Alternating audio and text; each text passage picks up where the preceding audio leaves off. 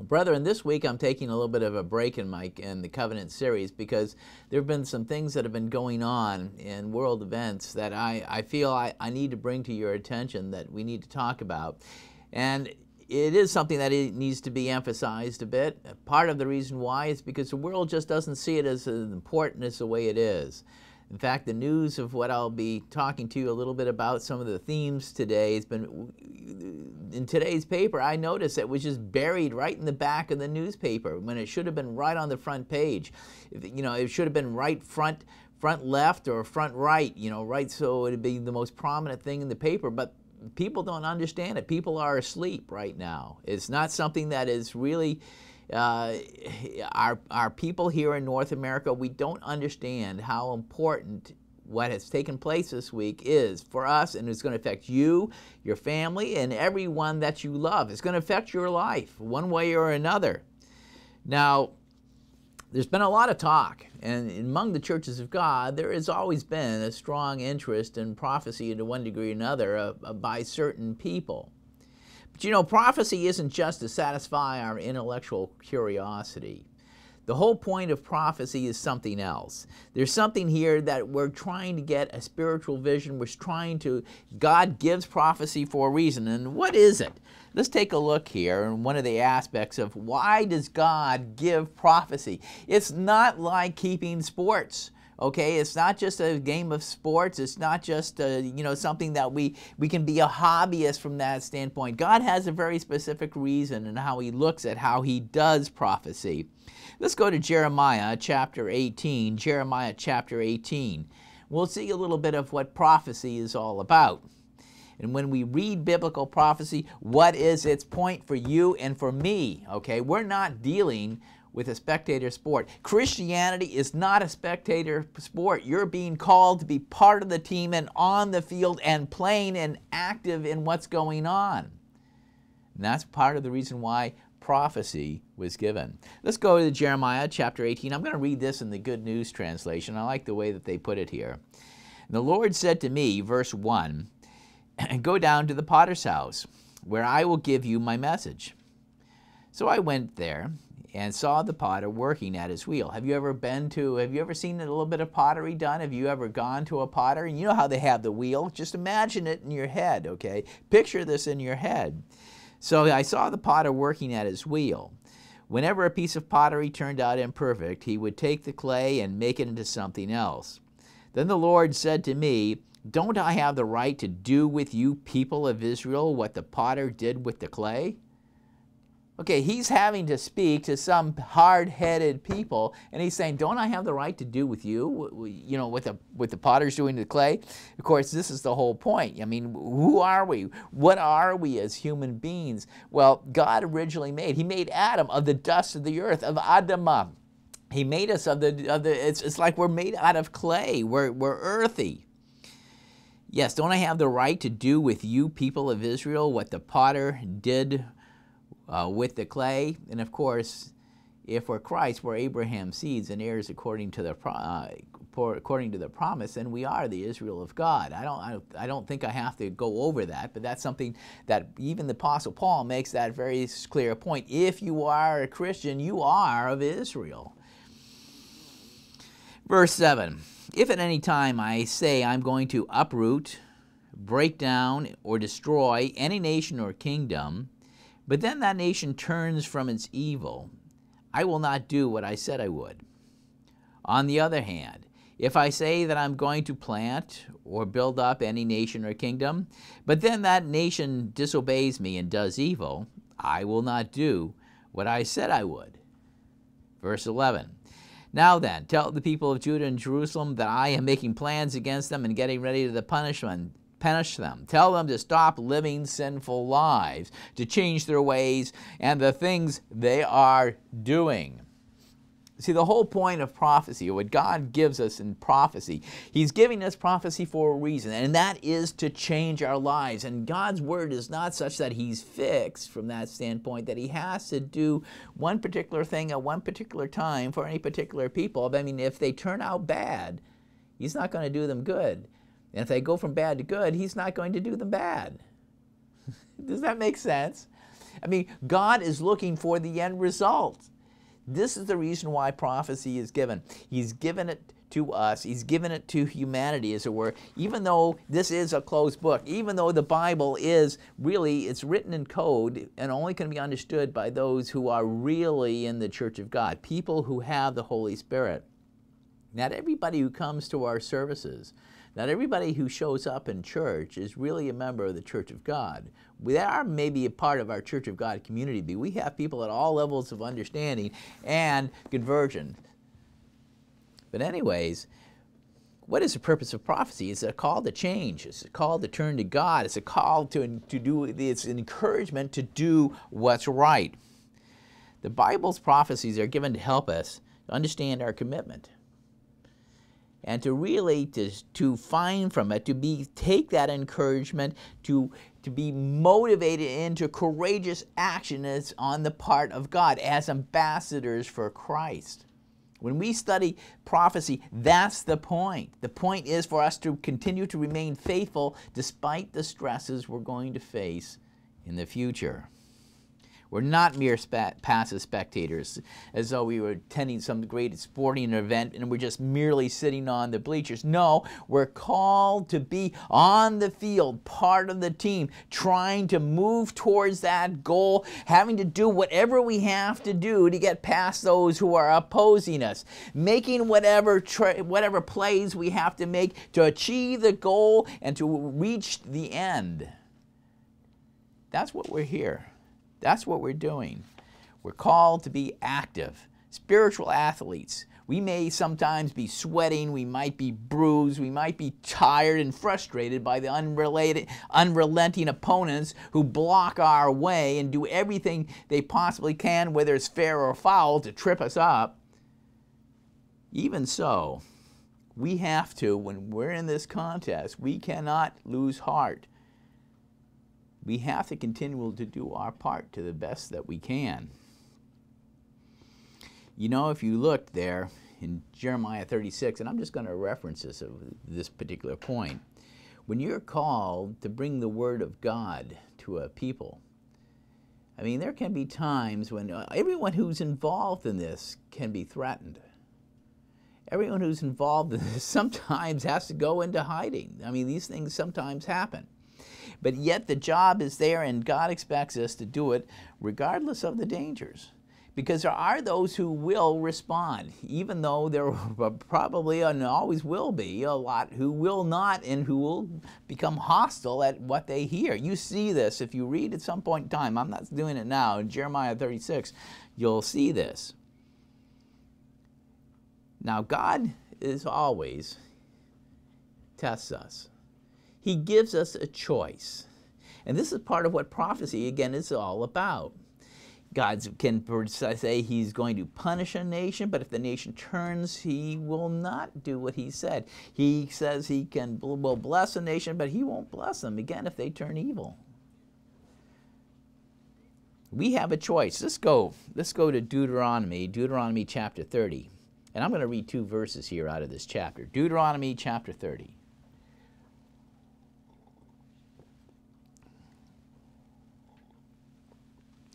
And Deuteronomy chapter 30 and verse 15, I'm going to read this in the Good News translation. Here we'll do 15 first. God says this, he makes this point, today I am giving you. He's saying this to the whole nation of Israel before they went into the promised land, before they went to this place that he had promised them, fulfilling their part of the spiritual narrative, the divine narrative of what God was doing in his salvation of mankind. He said, today I am giving you a choice between good and evil, between life and death. Verse 19. He repeats it. I am now giving you the choice between life and death, between God's blessing and God's curse. And I call heaven and earth to witness the choice you make. Then he makes his recommendation, choose life. God gives people and nations a choice. They have a choice of what they're going to do. They have a time of when they have a decision. And you know, there always has been, from generation to generation, we've always faced this choice. Every generation has its own challenges. My dad's generation, my granddad's generation, my great-grand's generation, they had their choices. You know, in American, because I'm of American extraction, even though I'm a Canadian citizen and living in Canada at this point in time, you know, the people who lived during the Civil War had their choices to make. The people who lived during the times of the First World War had their choices to make. The people who lived at the time of the Second World War had their choices to make. Those were my ancestors. And how about now? We're living in our time. In some ways, the challenge is always the same. You know, it's funny. The circumstances can be changed, and the opponents on the playing field, just like you're at a sports team. You know, this week we're playing Detroit. Next week we're going to play, you know, somebody else, or Los Angeles or Boston or somebody, or whatever it might be. It changes from week to week, from generation to generation. But sometimes you keep coming across your old nemesis. They keep coming back. It's just like in hockey. You know, you have the Vancouver Canucks, and they're always getting, you know, they go down to Chicago and they keep getting their tails kicked from time to time. I mean, you know, that's the way it goes. But we should learn something from this. Let's go to what is one of the challenges, one of the greatest challenges? What is this that from generation to generation? Let's go to Luke chapter 16 and verse 13. Luke chapter 16 and verse 13. I'm going to read this in the Amplified Version. Jesus Christ made this point. He was making this point to his disciples. And he said this, "No servant, and if you are God's chosen and paid and bought for child, you are his servant." That's what you were called to. "No servant is able to serve two masters. For either he will hate the one and love the other, or he will stand by and be devoted to the one and despise the other.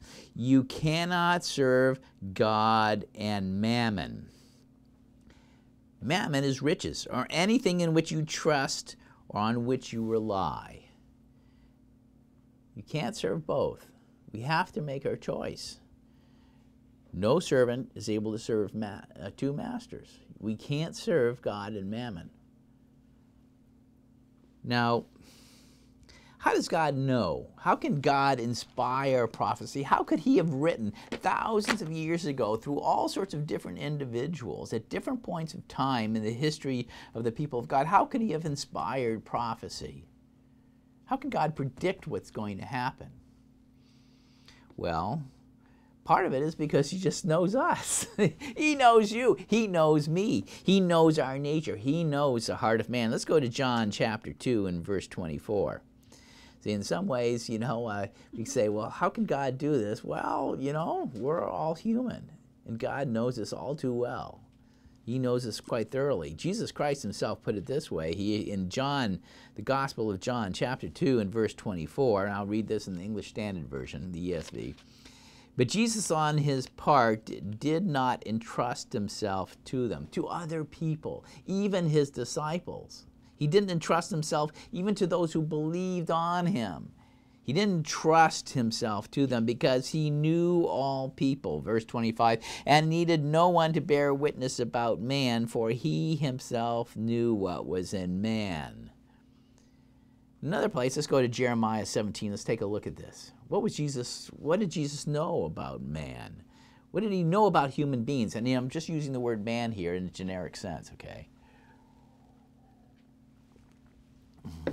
Jeremiah 17 and verse 8, in the New Living Translation, it says this. Jeremiah 17 and verse 8. "The human heart is most deceitful of all things and desperately wicked. Who really knows how bad it is? But I, the Lord, search all hearts and examine secret motives.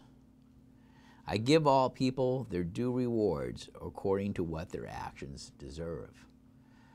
That should be a cautionary tale. And in many ways, that's what prophecy is all about. God searches the hearts. He knows. And he will. And he's able to work with us. Let's go to Romans chapter 8 and verse 6. Does the new covenant, after Jesus' do we all of a sudden have a different view of what humanity is really all about and the nature of humanity? Have we changed as a group since the cross?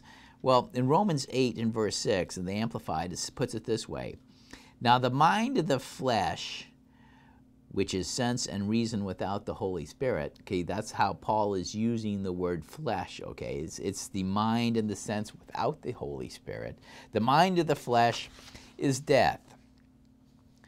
Death that comprises all the miseries arising from sin, both here and thereafter. But the mind of the Spirit is life and peace, both now and forever. That is because the mind of the flesh, with its carnal thoughts and purposes, is hostile to God. For it does not submit itself to God's law. Indeed, it cannot. God can predict what the course of human history, because he knows the heart of man. He knows what this carnal nature, the mind that is deprived of the Spirit of God, where it goes.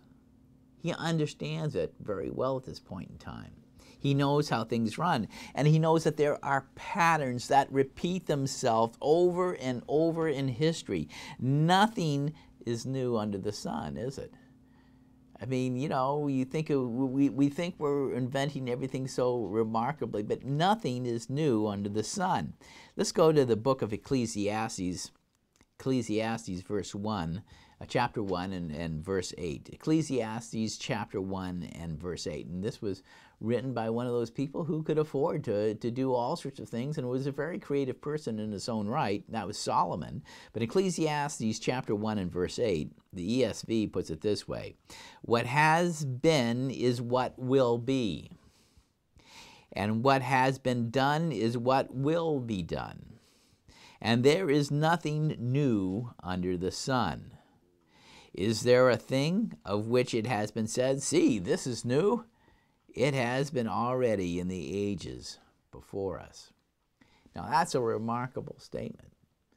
But in many ways, we may have some technological things which are different. We think they're brand new. Of course, Earth and human history is only a very short period of time, and from God, we don't know the whole story by any means.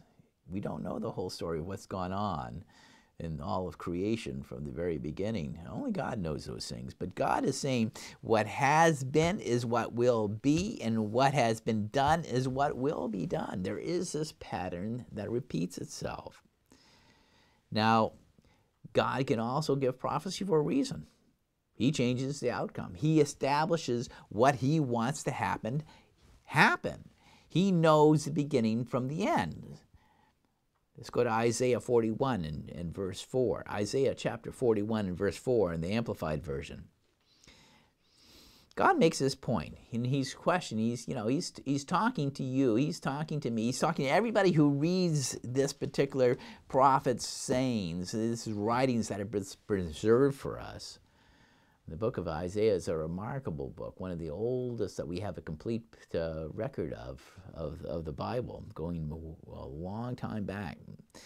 Who has prepared and done this, calling forth and guiding the destinies of the generations of the nations from the beginning? Yeah, who's done this? Who's prepared this? Who is guiding, he's saying, the destinies of the generations of the nations from the beginning? I, the Lord, the first, existing before history began, and with me, the last, and ever present. He's the last. He's the ever-changing God. I am He.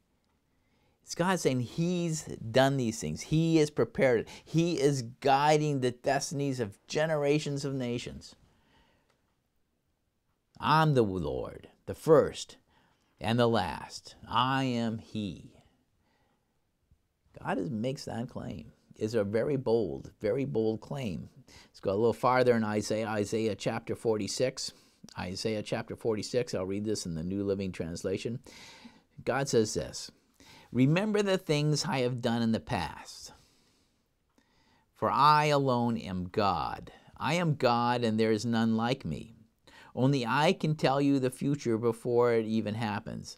Everything I plan will come to pass, for I do whatever I wish. I will call a swift bird of prey from the east, a leader from a distant land to come and do my bidding. I have said what I would do, and I will do it. You know, in the specific case on this, he's talking about Cyrus. He was talking about how he was going to destroy Babylon, which had taken his people captive and enslaved them and set them free. This was something he was going to do. He even named this fellow, by the way. But on the specific, the point is that what he's done, he says, remember the things of the past. And for us in our times, it's hard for us to remember back just 70 or 80 years ago, much less thousands of years ago. You know, when we're trying to understand what's happening in the world, if you don't have a historical perspective, you really don't catch what's going on. And today's, what is today's challenge? What is today's question? What do we fear? Yes, what do we fear? Well, most of us who are doing any sort of thinking at all, just not interested in our latest entertainment or soap opera or, what the bottle can bring or something like this, is we fear economic collapse. We're searching desperately for some sort of economic security. Are we willing to buy economic security at the price of our freedom? The cost of our freedom, national freedom, personal freedoms. Are we willing to worship Mammon? Is Mammon our master? In France, their motto for the whole nation is liberté, fraternité, égalité. That's liberty, brotherhood, okay? That we care for each other as Frenchmen, all right? We look after each other. And égalité, okay? That we don't have anymore the aristocracy just running the show and just grinding us as peasants and serfs into the ground. The United States is the land of the free and the home of the brave. And the English, it's what? Well, it's pork pies and soccer and beer. No, I don't know. The English, have their, they have their love. The Englishmen will never be slaves. They have their songs of their traditional freedoms. The traditional freedoms that they've enjoyed, their traditions that they've had. The big news that came out this week on some of the big events that happened, all European Union nations but Britain are joining together to make a new treaty to tie their finances and their destinies together. And I'm going to read a little bit here. I want to take a little bit of time, just a few minutes here, just to bring you up to date. And the Canadian press put it this way in their latest, on their release yesterday. They said, the European Union said Friday that 26 of its 27 member countries are open to joining a new treaty tying their finances together to solve the euro crisis. Only Britain remains opposed, creating a deep rift in the Union. Now, after these events, and I actually watched the video on this on the BBC site. He said, Angela Merkel got up there and spoke to the press and said, this is a breakthrough in the stability union, she said. She told the press conference after the summit that they had achieved this breakthrough in what she's calling stability union. Now, all events that were taking place were considered crucial, because the threat is that the euro as a currency, one of the world's major currencies, would collapse and that the European Union might fall apart. So they had there was a tremendous amount of pressure in what was going on yesterday on this. And the results, at least according to the president of the European Central Bank, they said it was a very good outcome for the euro area, according to the ECB president, Mario Draghi. It's going to be a basis for a much more disciplined economic policy for euro area members, he said. He says it's going to help somehow in this situation. The governments who agreed to this, to form this new treaty, have agreed basically to have balanced budgets, which means that they're saying that they will not run a budget that is more than 0.5% as a deficit on an annual basis, and that will be considered a balanced budget. However, if there's some sort of recession and their tax receipts fall, maybe they can stimulate growth up to have a little bit of deficit spending up to 3%. However, they're agreeing, those people who are going into this new treaty, the 26 out of the 27 said they're amenable to this. To prevent any excessive deficits, these countries have and are agreeing to submit their national budgets to the European Commission, which will have the authority to veto them and to request that they be revised. They also have to agree that they have to report in advance how much they plan to borrow on the financial markets. And if it's not approved, then they cannot do it. Now, one of the things that they agreed that there was going to have to be some sort of discipline in this, and it is unspecified. It's unspecified that there will be some sort of automatic correction mechanism that will punish countries that break the rules, but they don't say, they haven't come up with exactly what it's doing. It's sort of like you're agreeing on the bottom line, and you're buying a pig in a poke. You don't know what you're getting. But see, these countries, they're scared. They're scared that they could be, that the euro could just break up as a currency, and they're willing to take this leap of faith.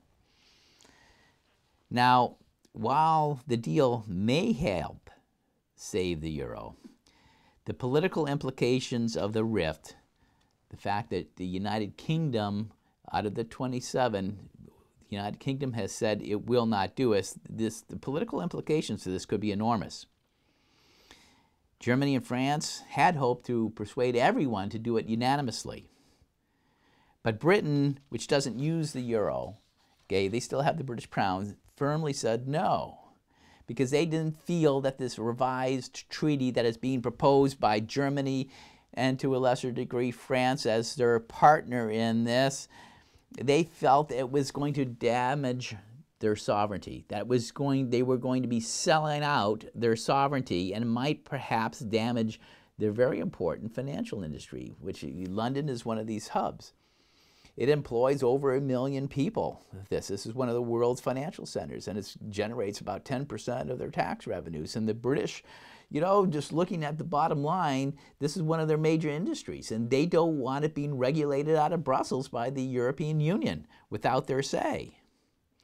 David Cameron wasn't going to play along, and he wasn't agreeing, and Angela Merkel had to admit there at the press conference, she said, well, the British are just playing their traditional nonconformist role, like they've been doing for centuries and centuries. Yeah, the British played their nonconformist role. They wouldn't go along with the dictators, those who were on the continent who wanted to get everybody together, such as people like Napoleon. Or in the last century, somebody like Adolf Hitler. Most people forget that Adolf Hitler wasn't just about Germany taking over. He was trying to lead a group of people. He had an ideology, a philosophy of what he was trying to create, and he was trying to bring in all these people as willing partners, even though at that point in time, the Nazis were quite willing to resort to force. Cameron defended his refusal to sign on to this new approach. He said, what was on offer?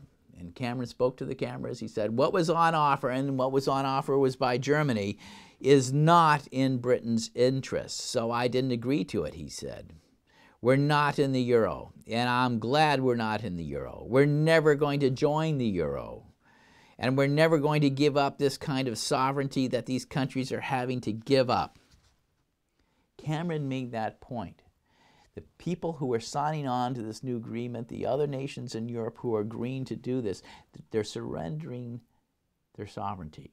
Because when you no longer have control of your budget, somebody else is running the show.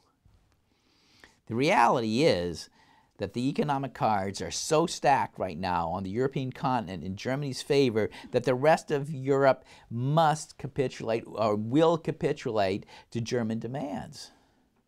In an interview with Der Spiegel magazine, which is a very high-quality German weekly magazine, Romano Prodi, who is the former president of the European Commission, said that German Chancellor Angela Merkel and her staff have refused to share leadership in this current EU financial crisis. They've refused to share leadership. It is really the whole thing that's going on. It is a German plan. Referring to Mondays, and this past Monday, Angela Merkel went over to Paris to visit Sarkozy to get together to decide to make sure that they were on the same playbook and that they were going to make the same proposal and pitch to the rest of the 27 members of the EU. You know, Prodi's version of it, in looking at this, he said, you know, talking about this summit, he said it was a German-German summit. It wasn't a German-French summit. You cannot say it loudly, he said, but it is true. Angela Merkel, at the end, is obliged to dictate the rules. Mrs. Merkel has vetoed options presented by other countries such as France and Spain and Italy, which, you know, they've been forced into passing really unprecedented austerity measures. And this monopoly, really, on the decision, on the leadership in this, is leaving everyone else in the Eurozone really financially feeling desperate and politically weak. And they're all looking to Berlin to be told what to do. And the German government is insisting that the Eurozone nations enact austerity, spending cuts, and financial self-flagellation as a solution. You know, and we see that if a nation does not fall in line, if you have leaders and democratically elected leaders who don't fall in line with what the Germans have been wishing in this, well, think about what's happened just to Italy and Greece. When Italy and Greece, popularly elected national leaders were forced to resign and replaced by appointed European Union bureaucrats, technocrats they call them, who are willing to implement what the Germans were demanding in their austerity program. Do you understand how remarkable that is? You know, and it is really from a variety of people they're stunned by this. In Britain, the people who haven't been in favor of the English just joining in with continental Europe, they're called Eurosceptics. And one of them, Simon Heffer, wrote in the Daily Mail, he said this: "What we're witnessing is the economic colonization of Europe by stealth by the Germans. Once it would have taken an invading military force to topple the leadership of a European nation. Today it can be done through sheer economic pressure. This is," he says, "the rise of the Fourth Reich, in which Germany is using financial crisis to conquer Europe." Fiscal union favored by some as a long-term solution would make Europe, he writes, effectively a German empire and lead to a loss of sovereignty not seen since there were the jackboots of the Third Reich all over Europe. This is something you could, if you want to look at it, it's on the internet, it's on the New Statesman. You know, this is an remarkable thing. And yet the world, we are asleep. Here in Canada, in our Victoria paper, you know, the news of this is buried on the very back in a short article, really not telling you what's going on at all. Not giving you the importance of what's happening. We don't understand Germany in many ways in the West anymore. We've forgotten, you know, we don't know our history of their defeat in World War I, the hyperinflation of the 20s, and all of what this came about, the rise of Nazism. And we know something about that in World War II, but we don't really understand some of these things. Of course, there was after that in the first part of the 20th century, after that massive disruption in the German life and hardship and suffering, and they suffered and died by the millions, by the way. You know, they had the economic miracle of the 50s and 60s, when the government was then in Bonn, when it was divided between West Germany and East Germany. And that was a time of prosperity and stability and peace. And really it became almost a golden era in the German mind in many ways. And they want to cling to the memory of the stability and prosperity and security that they had at that point in time. So this is part of the reason why the Germans are doing what they're doing. They're doing it because of their fears. It's really, in many ways, you see this in the commentary among the people who are writing intelligent commentaries, and you see somehow this specter of history that does sort of loom over it, but it's not, again, of a revived Nazism. It's not, you know, even necessarily so much an aggressive German personality trait. No, it's really what you're seeing is German fear, perhaps even to the point of being paranoia, of going back to what happened before. They don't want to revisit this. They don't want to revisit such a terrible thing. So they want to push forward with what they think is the best thing. And they've gotten a lot of other people to buy into it. So what's next?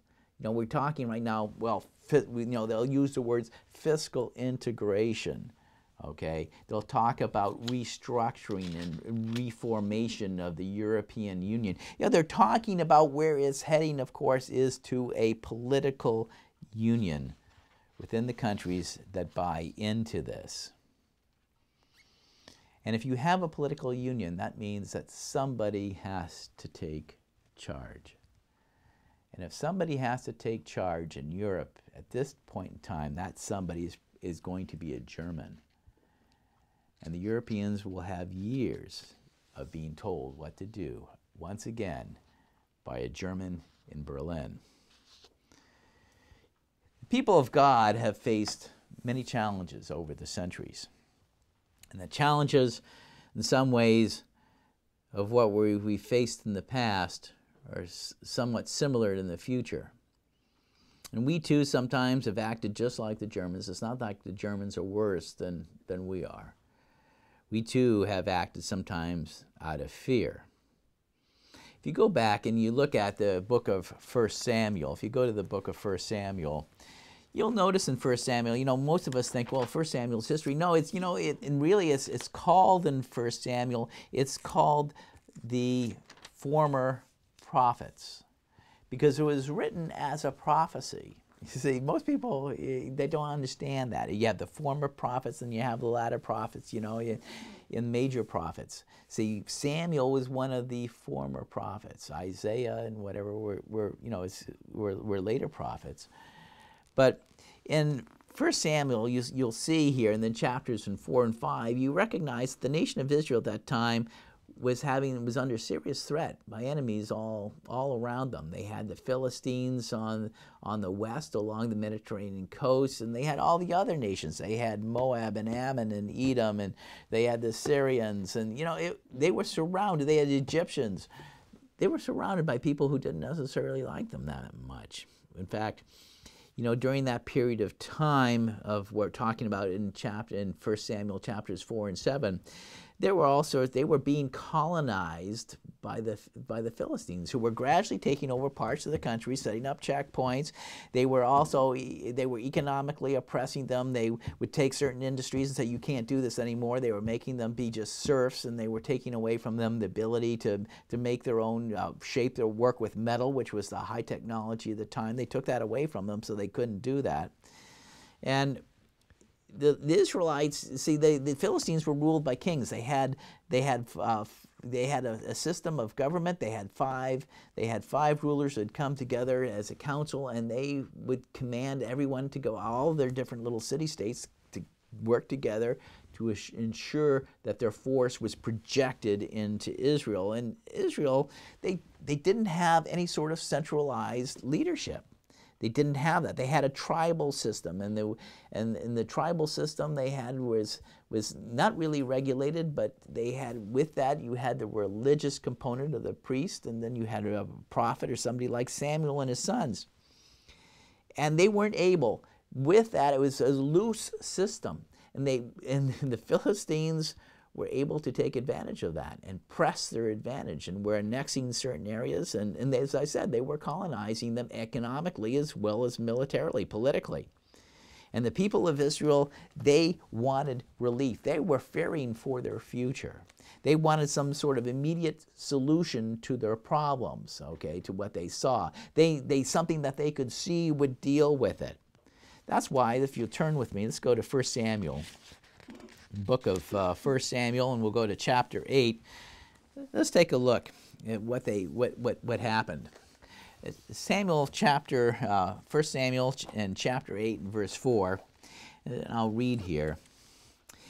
And all the elders of Israel gathered themselves and came to Samuel at Ramah, where Samuel lived. And they said to him, Behold, you are old, and your sons do not walk in your ways. Now make us a king to judge us like all the nations. Okay? Because all these nations have their kings, they have their centralized governmental systems, and they're really getting the better of us. But the thing was evil in the eyes of Samuel when they said, Give us a king to judge us. And Samuel prayed to the Lord. The Lord said to Samuel, Hearken to the voice of the people and all that they say to you, for they have not rejected you, but they have rejected me, that I should not reign over them. They have rejected me, God was saying, of his own people that he had a covenant with. They are rejecting me, that I should not reign over them. In Canada, in the United States, and in Britain, haven't we really rejected God from reigning over us? We don't want him sticking his nose and telling us how to do anything. Well, that was the way it was. And God saw it for what it was. Because they wanted some sort of immediate solution like this, and they wanted something they felt that, what they saw was an advantage of the people against them, said, well, they're rejecting me. Not just you, Samuel. Verse 8, according to all the works which they have done since the day I brought them up out of the land of Egypt until this day, works with which they have forsaken me and served other gods, so do they also to you. And now hearken to their voice, however, God says. Okay, listen to them anyways, because they're not going to follow me anymore. So hearken to their voice. Only you shall surely protest solemnly to them and show them how the kind of king who shall reign over them. Okay, what kind of government is it you're asking for to solve all your problems in this way, okay? Humanly speaking, thinking you're going to solve all your problems. Verse 10, and Samuel told all the words of the Lord to the people who asked a king of them. And he said, This will be the manner of the king who shall reign over you. He shall take your sons and appoint them for himself, for his chariots and his horsemen, and they shall run before his chariots. And he will appoint commanders over thousands and commanders over 50s, some to plow his ground and reap his harvest and make his weapons of war and weapons for his chariots. And he will take your daughters to be perfumers and cooks and bakers. What's he doing? Well, they're losing their government that they have. They're losing their personal freedoms. The government all of a sudden said, well, we have our own priorities. You come and you've got to work for us. We're going to have a big army. We're going to have a big bureaucracy. We're going to have all these things. We're going to have all these regulations and do stuff, and you're all going to work for me. Verse 14, and he will take your fields and your vineyards and your olive yards, even the best of them, and give them to his servants. We're talking about heavy taxation, where government is taking so much, you don't have an inheritance. Maybe you can't even afford to pass it on to your children. They're making things so rough with some of what these things are doing. That's what Samuel was commanded to tell these people. And he will take the 10th of your seed and of your vineyards and give it to his officers and to his servants. Again, more taxation. And he will take your male servants and your slave girls and your finest young men and your donkeys and put them to his work. Yeah, all the young people and the poor people, yeah, they were all going to have to serve the governing elite. They weren't going to have their own. They weren't going to be free. They were all going to work for the state or the big corporations or something like this. Verse 18, and you shall cry out in the day because of your king whom you have chosen for yourself, and the Lord will not answer you in that day. Because you're going to deserve what you get.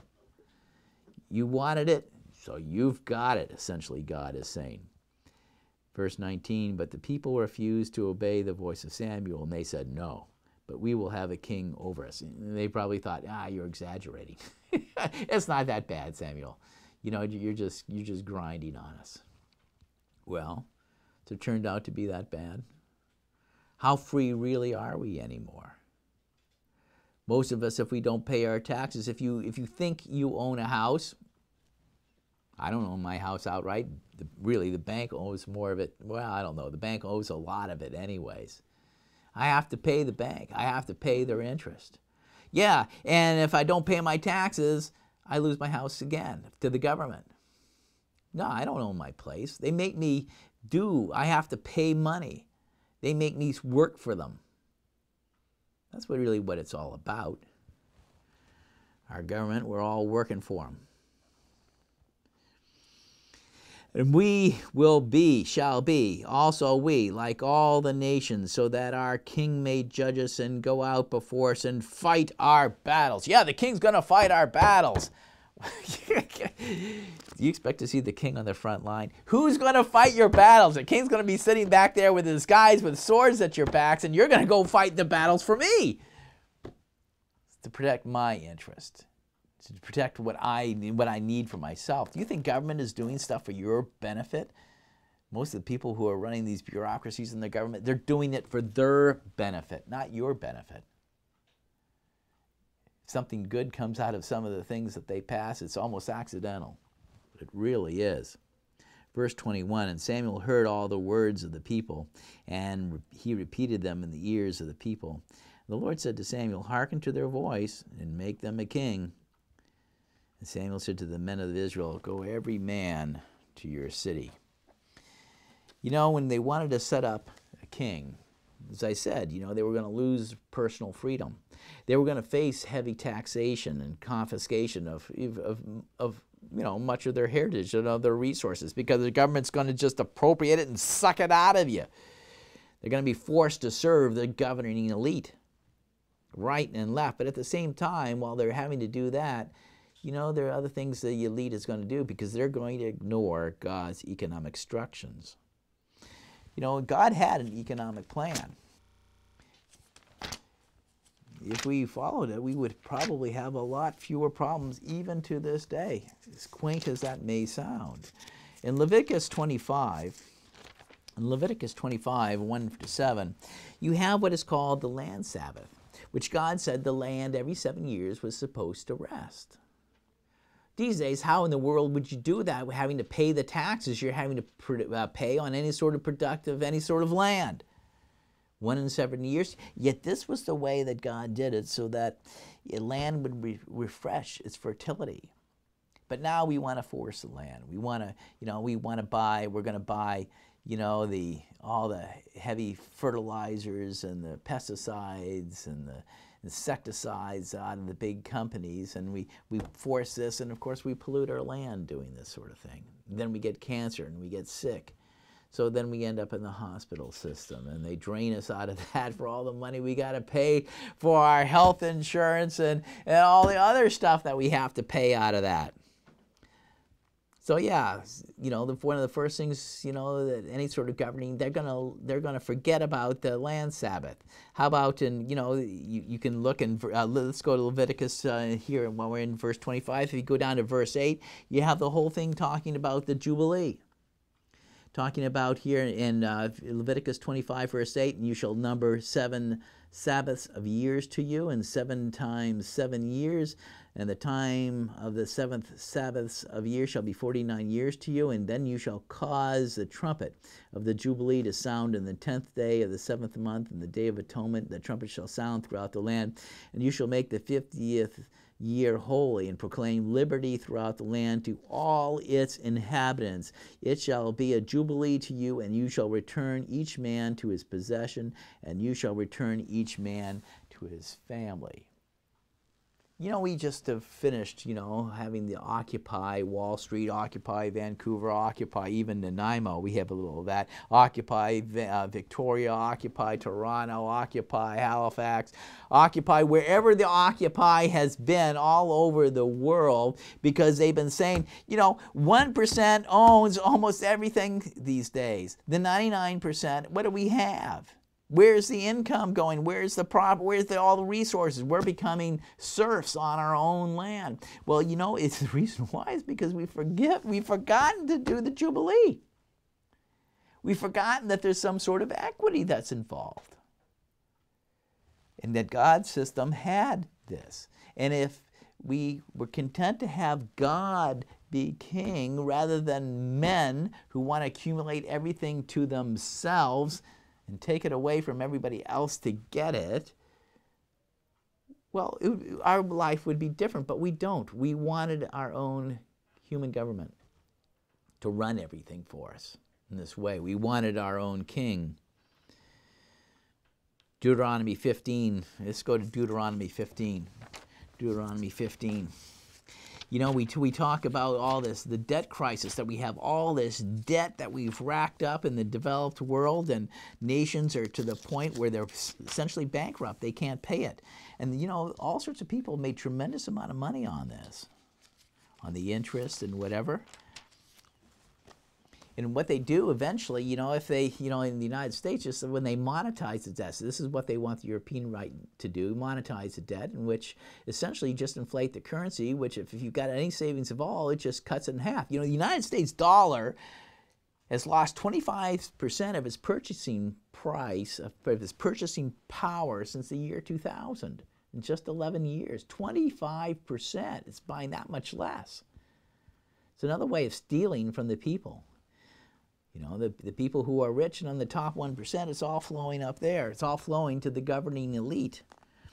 But in Deuteronomy 15, verse 1 to 5, you had this whole system of debt release, where every 7 years debts were to be forgiven and released. So you didn't accumulate this tremendous imbalance in society. But no, we don't do it. We want our kings to rule us ourselves. And of course, with that, we have Deuteronomy 26, like as you could well imagine under any governing elite, and just like right now, the tithe that went to God's ministers, of course, was forgotten. So the whole role of teaching the people what was right and what was wrong, it's all been left off, and it's been forgotten as a nation. And so we're filled with every sort of moral and corruption, moral evil, corrupt behavior, because we've left off this. So instead we build prisons. We build prisons and put millions of people in them. We think somehow we're advanced. We think, that we've moved forward. Let's go to 1 Samuel. 1 Samuel. Let's go back to 1 Samuel. 1 Samuel chapter 10. 1 Samuel 10 and verse 17. 1 Samuel chapter 10.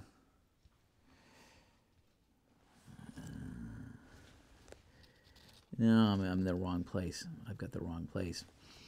People are wanting to look to themselves. They're wanting to look, instead of looking to God, they're wanting to look for human leaders. It's actually chapter 15. Let's go to 1 Samuel chapter 15.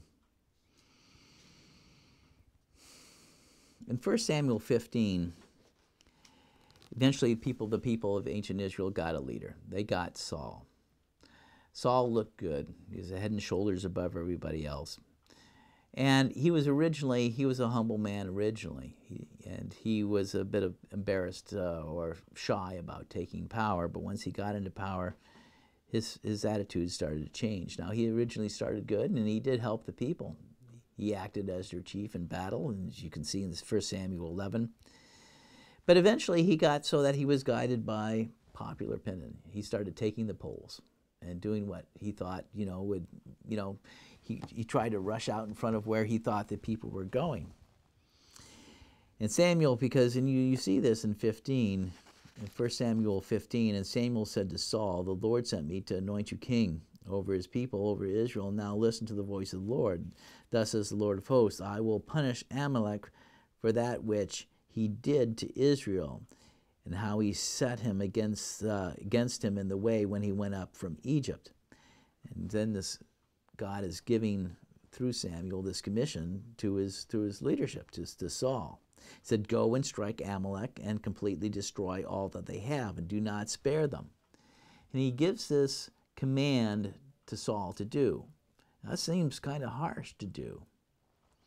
But Saul, of course, didn't do it.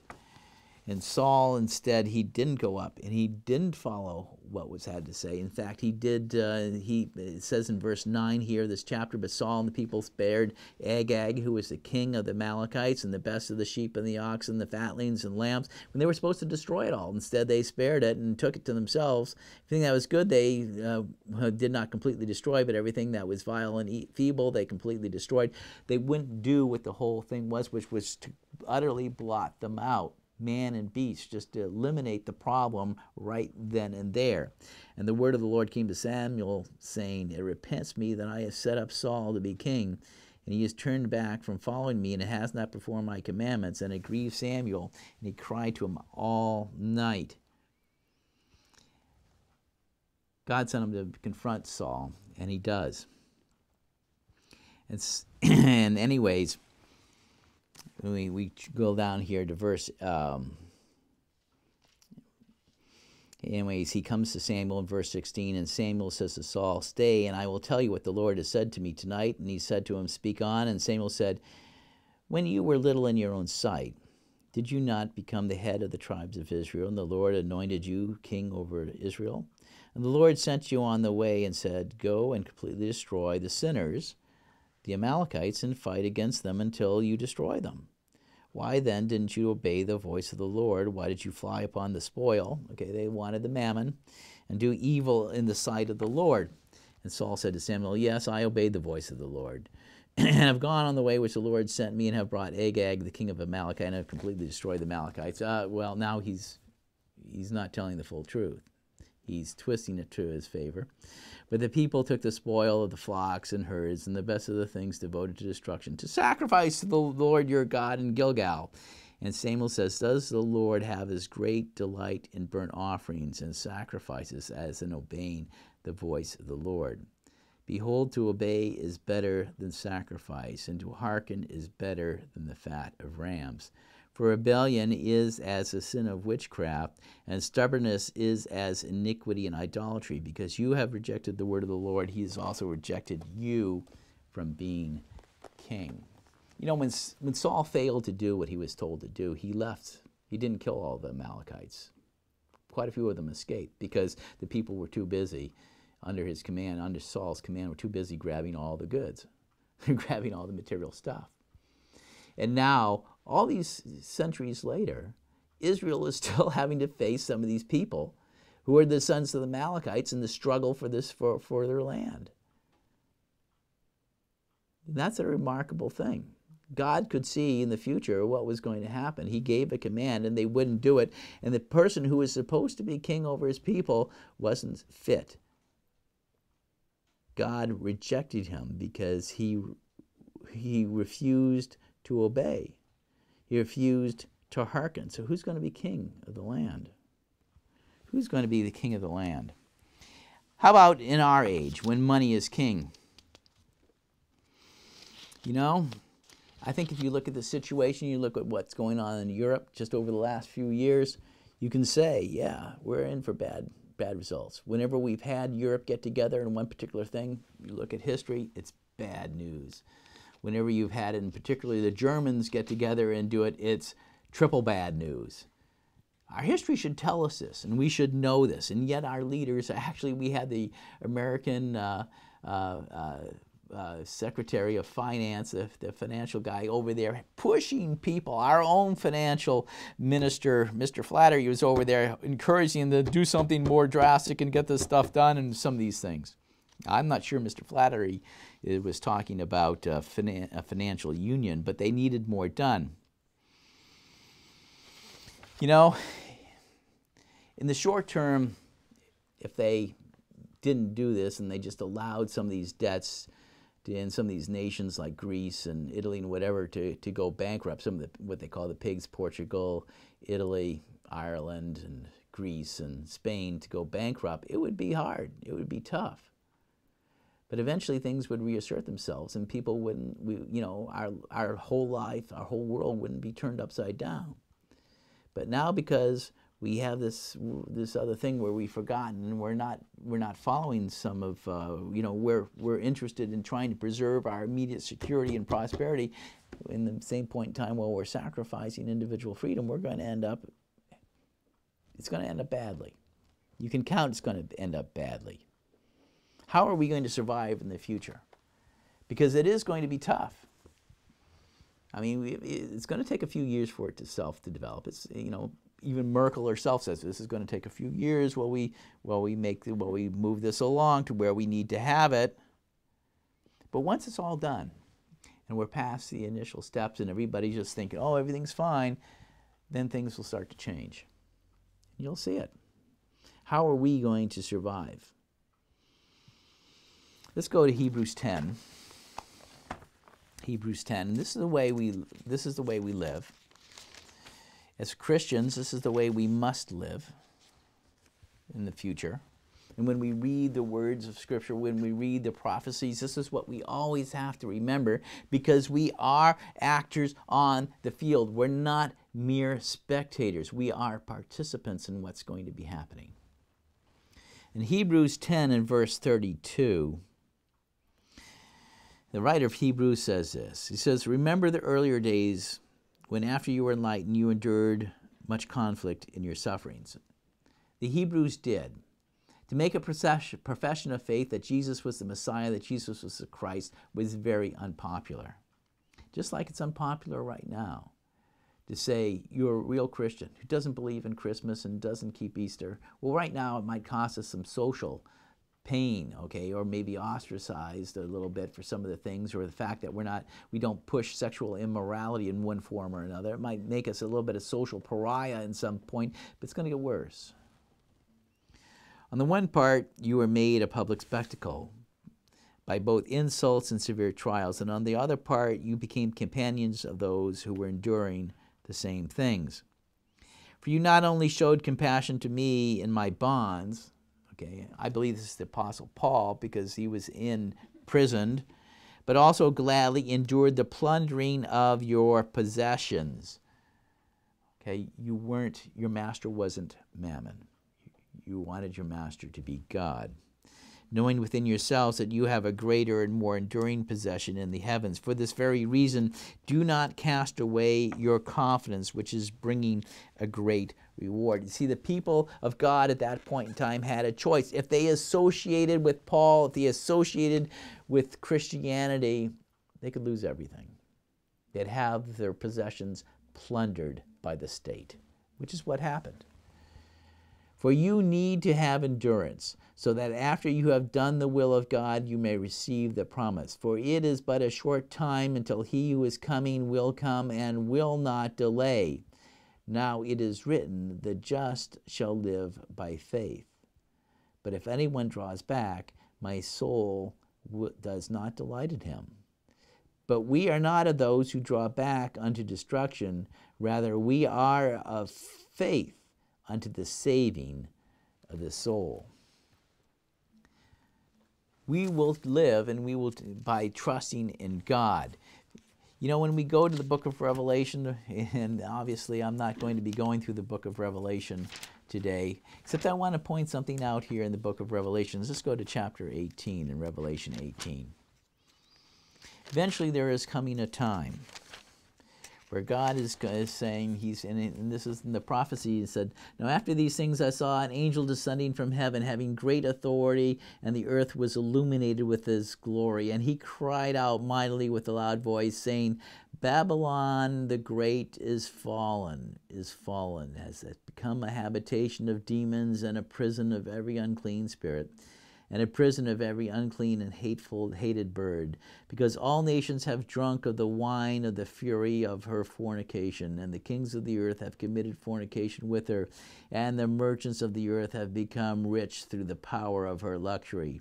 And I heard another voice from heaven saying, Come out of her, my people, so you do not take part in her sins, and that you do not receive of her plagues.